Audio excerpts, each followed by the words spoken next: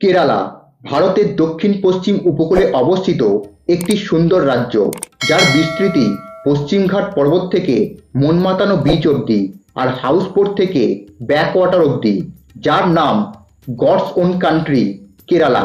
আমি আপনাদের নিয়ে যাব এই সুন্দর রাজ্যে, আর কম খরচের বিনিময়ে ঘুরিয়ে নিয়ে আসব।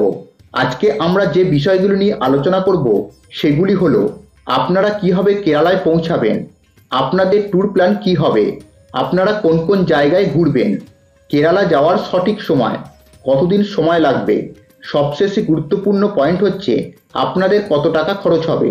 ভিডিওটি শেষ পর্যন্ত দেখুন, আপনাদের কেরালার ট্যুর সম্পর্কে কোনো ডাউট থাকবে না।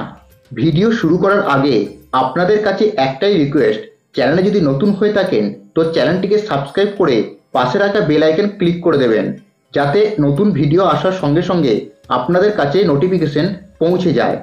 আপনাদের একটি সাবস্ক্রাইব আমাদের মতন ছোট ইউটিউব চ্যানেলকে এগিয়ে নিয়ে যেতে সাহায্য করে। চলুন ভিডিও শুরু করা যাক।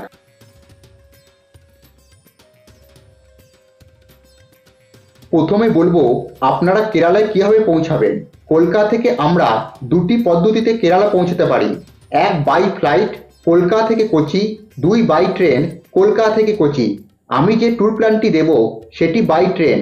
শালিমার থেকে কোচি বা এর্নাকুলাম জংশন অবধি রবি ও মঙ্গলবার 22642 শালিমার ত্রিবন্তপুরম সুপারফাস্ট এক্সপ্রেস ছাড়ে রাত 11টা 50-এ এবং 39 ঘন্টা 15 মিনিটের মধ্যে তৃতীয় দিন পৌঁছায় বিকাল 3টে 5-এ এর্নাকুলাম জংশনে, যার স্লিপারের টিকিট মূল্য 850 টাকা।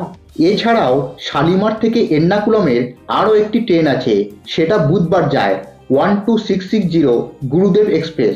11টা 50-এ ছাড়ে এবং 38 ঘন্টা 50 মিনিট পর 2:40-এ পৌঁছায়। এর্নাকুলাম জংশনের স্লিপারের ভাড়া 840 টাকা। এইভাবে আপনি প্রথম দিন এর্নাকুলাম জংশন বা কোচিতে গিয়ে পৌঁছান। কোচি পৌঁছে প্রথমে হোটেল নিয়ে নিন। 600 থেকে 700 টাকার মধ্যে ভালো হোটেল পেয়ে যাবেন।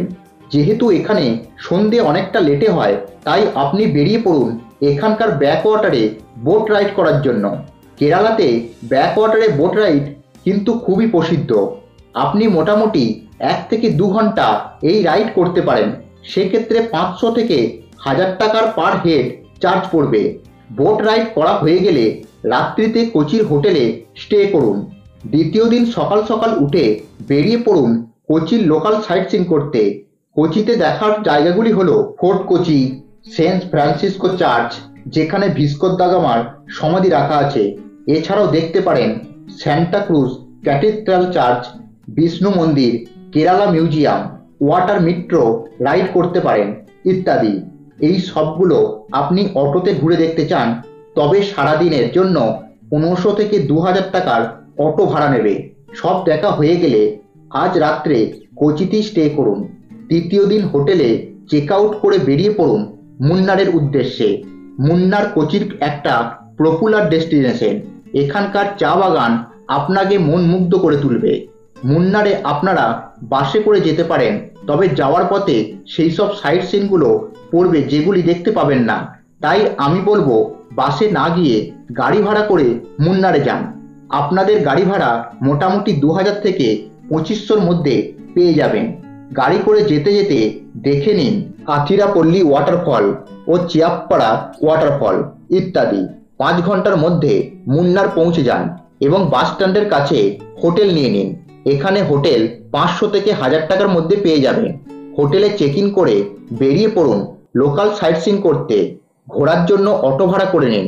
ভাড়া পড়বে 500 থেকে 700 টাকার মতন। ঘোরা হয়ে গেলে হোটেলে ফিরে আসুন আর রাত্রিতে মুন্নারি স্টে করুন।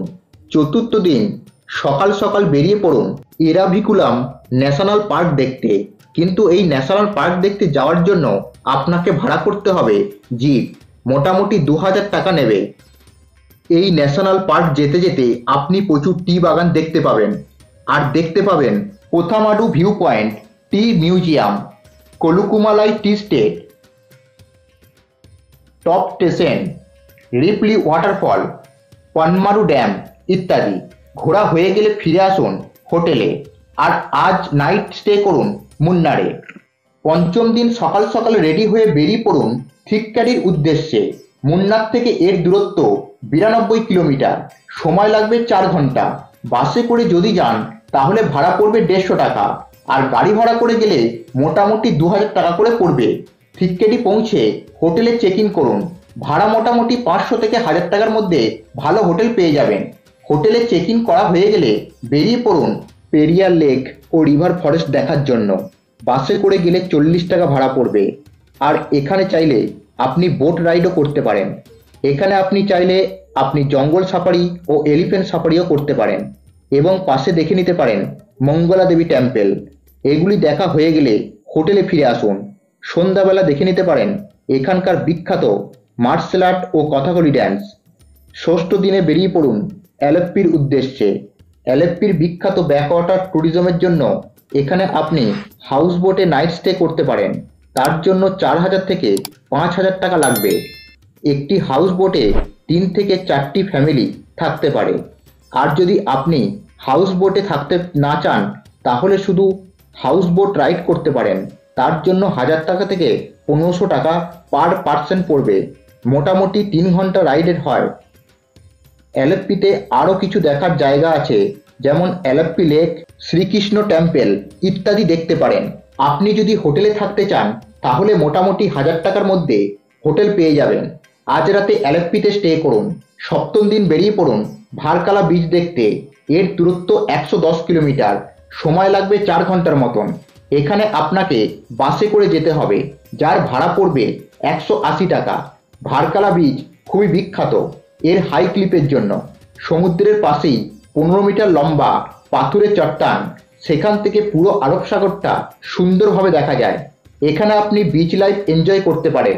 এখানে আছে lighthouse, Kappil lake, Kappil beach, Anjengo fort, Vishnu temple ইত্যাদি। এখানে আপনি 1500 টাকার হোটেল পেয়ে যাবেন। এখানেই নাইট স্টে করুন। অষ্টম দিন সকাল সকাল বেরিয়ে পড়ুন কোভালাম বিচের উদ্দেশ্যে। ভারকালা থেকে কোভালাম বিচের দূরত্ব 52 কিলোমিটার, সময় লাগবে 2 ঘন্টার মতন। বাসে ভাড়া পড়বে 100 টাকা। কোভালামে দেখার মতো আছে বিচ রিসর্ট, ফ্যালকন ক্যাসেল ইত্যাদি।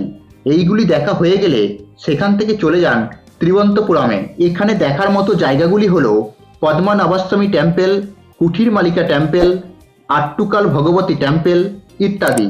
সব দেখা হয়ে গেলে এখানেই হোটেল নিয়ে নিন। হোটেল মোটামুটি 800 থেকে 1000 টাকার মধ্যে পেয়ে যাবেন। আজ এখানেই নাইট স্টে করুন। এখানেই আপনার কেরালা ট্যুর কমপ্লিট হলো। পরের দিন সকালে হোটেলে চেক আউট করে বেরিয়ে পড়ুন নিজের গন্তব্যে। এখানে আপনি দুটি কাজ করতে পারেন।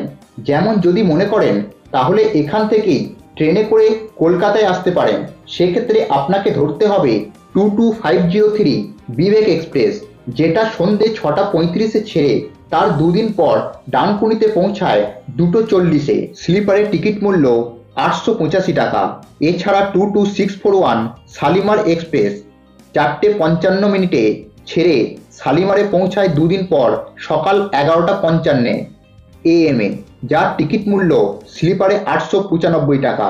আরেকটি কাজ করতে পারেন, তিরুবনন্তপুরম থেকে কন্যাকুমারী যেতে পারেন, সেখান থেকে কলকাতা। তবে বলবো যদি কন্যাকুমারী না ঘোরেন তাহলে তিরুবনন্তপুরম থেকে ট্রেনে করে কলকাতায় চলে আসুন। সবশেষে বলবো আপনাদের কত টাকা খরচ হতে পারে। কেরালা ভ্রমণের মোটামুটি খরচ স্ক্রিনে দিয়ে দিলাম। এই ছিল আজকের ভিডিওটি কেমন লাগলো কমেন্ট করে অবশ্যই জানাবেন। আর চ্যানেল যদি নতুন হয়ে থাকেন তো চ্যানেলটিকে সাবস্ক্রাইব করে পাশে রাখা বেল আইকন ক্লিক করে দেবেন। পরবর্তী ভিডিও আসার সঙ্গে সঙ্গে আপনাদের কাছে নোটিফিকেশন পৌঁছে যায়। ভালো থাকবেন। আবার দেখা হচ্ছে পরবর্তী ভিডিওয়ে।